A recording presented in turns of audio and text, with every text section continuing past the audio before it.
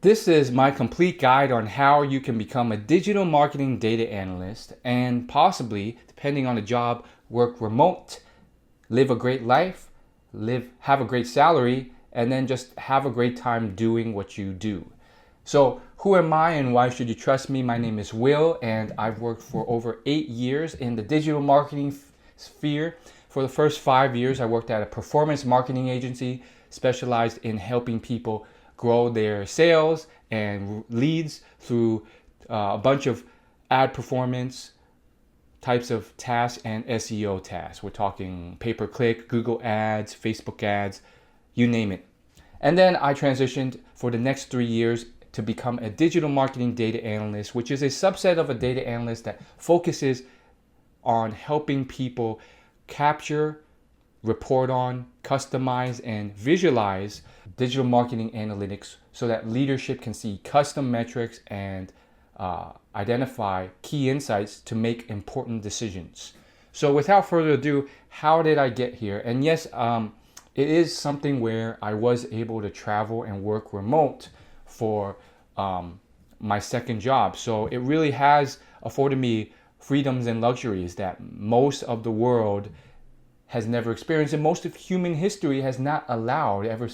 I would say only since the internet have we've gotten to this level of freedom of just literally being able to work remote anywhere with a stable internet connection.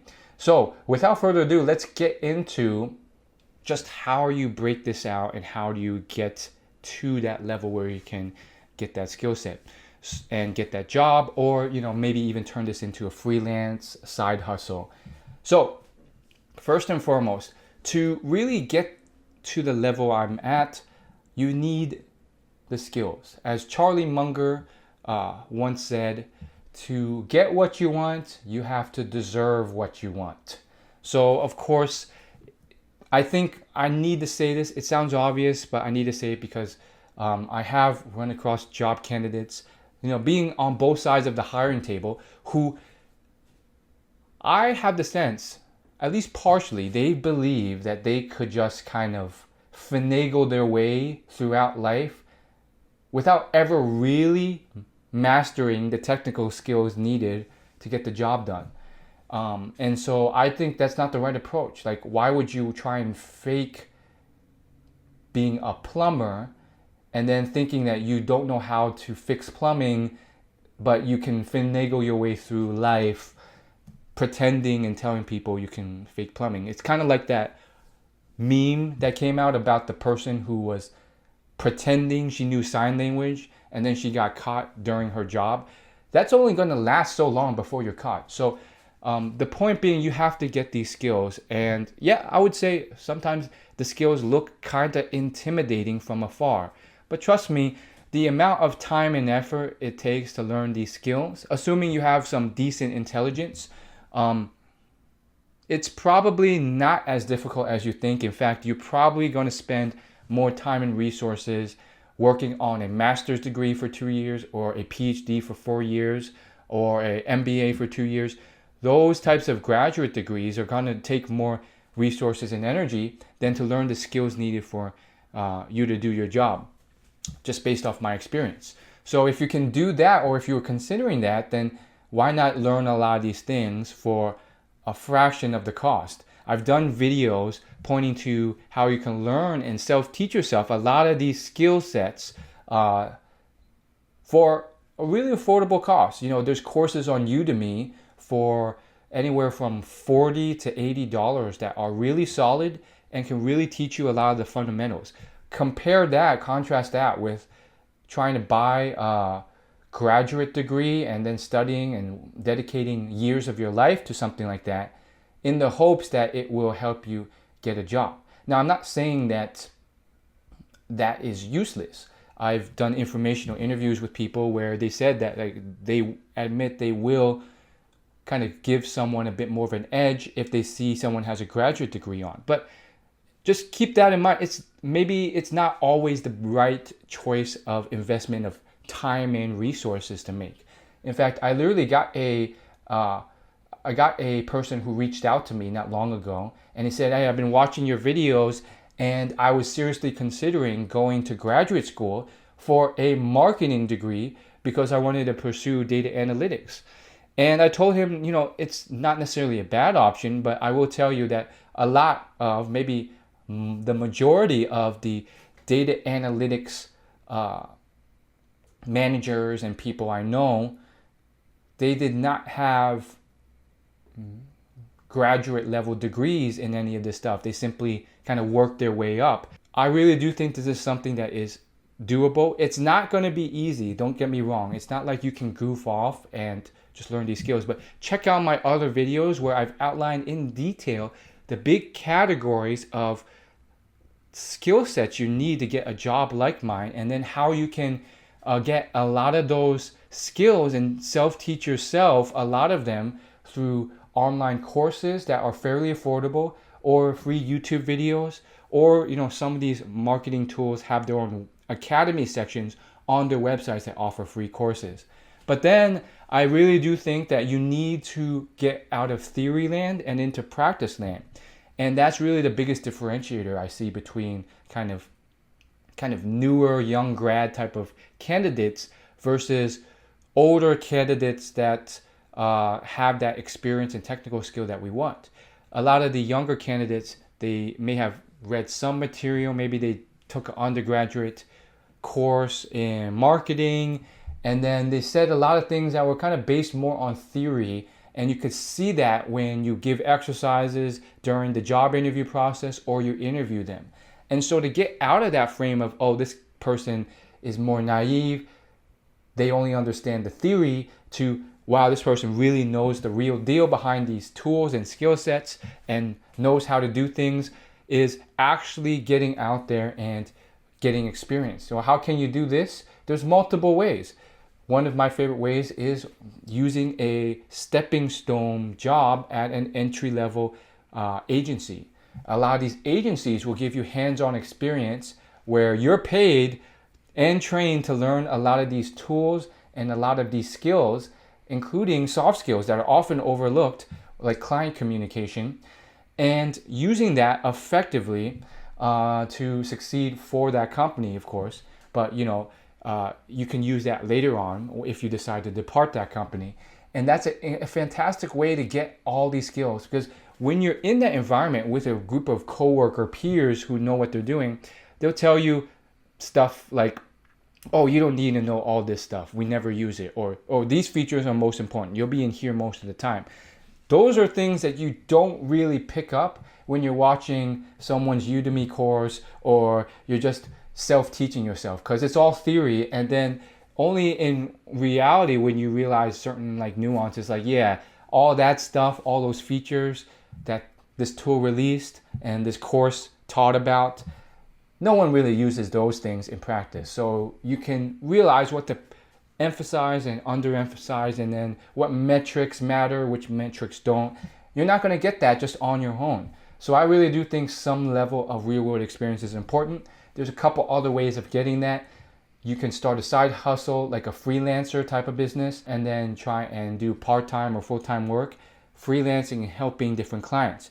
You're probably going to be working with smaller businesses. They're not going to be as established or as amazing of brands as if you had an agency where they have that going, they have a reputation, but it's arguably a quick way of getting going, and you could arguably be in control of your own time, of your own money, and have that independence. So there's pros and cons to each approach. The freelancer, which you could also turn eventually, if it gets big enough, into a business, your own agency, or you can just go with the kind of agency route, or you can find a stepping stone in-house full-time job where you're just working completely and spending all of your time at one company. I think early on when you're young, I would recommend the agency route more, because you're going to get a lot more experience and learn much faster at an agency where you're juggling like 5 clients at a time, and those clients are cycling, and you just learn a lot more.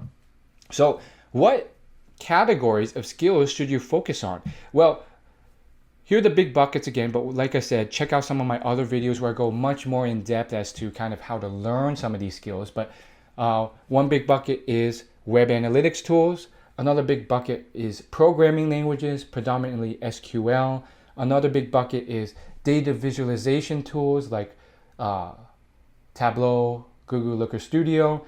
And then another big bucket would be this is more advanced, so this one's more optional, but cloud data warehouse tools, predominantly BigQuery and knowing how to use them. That goes in conjunction with knowing SQL. So those are kind of the big categories. And then I would say the last big important category is tag manager tools, most notably Google Tag Manager. And so if you can understand these skill sets well, you'll be way ahead of the pack, because most of your competition, especially if you're looking for more of a junior role, they have a lot of theory, not much experience. And if you can have some of both, you're going to be standing out, because a hiring manager really wants someone to really do the job. They don't want someone who they hire and then they don't actually know a lot of these skills and then they have to let them go because they hired the wrong person. So those things can get you way ahead. Now, what else can you do to really start to get the ball rolling to succeed? One of the most overlooked, underrated parts of finding that job or turning this into a side hustle is soft skills, and this includes salesmanship, sales ability, but also communication, public speaking, and presentation skills. These are skills that, especially when it comes to technical jobs like this, most average candidates are kind of a bit too logical, too monotone, not very expressive. They're not using their hands. They have no personality. They're not smiling and showing warmth. They can't talk articulately. They have a bunch of ums and ahs. They can't have vocal variety or volume. And you might be interested, oh, well, Will, are you kind of focused on these skills as well? Yeah, that's why I do these videos, partially. And that's also why I have a bunch of courses I've invested in to learn about public speaking and communication and so forth.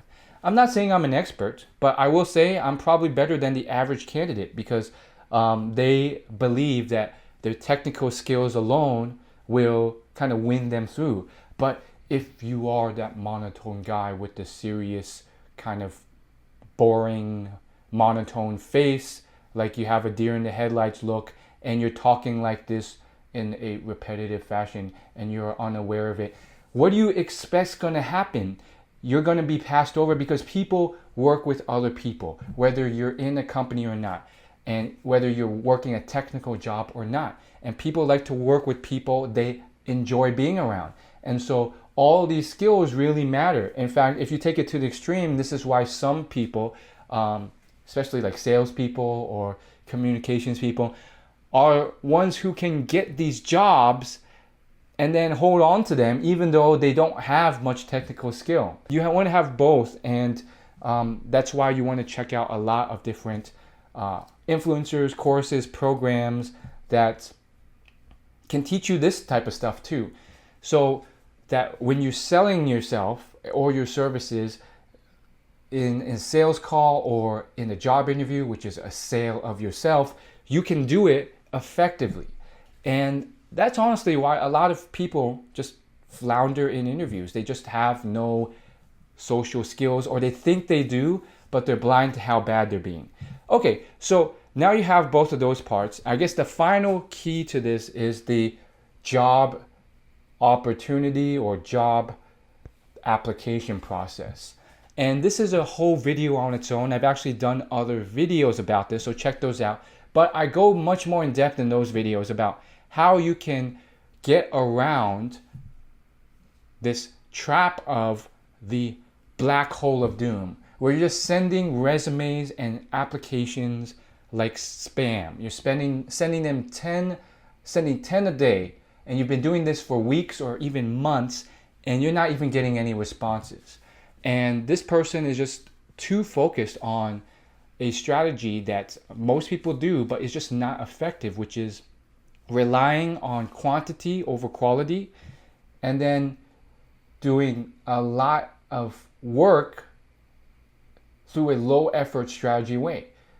So what's a better approach? Well, I believe it's better to custom tailor your applications a bit to each company you apply to, And then rather than mass spamming, I think it's much better to, pick out 5 to 10 companies or jobs a week and then really focus on tailoring your applications.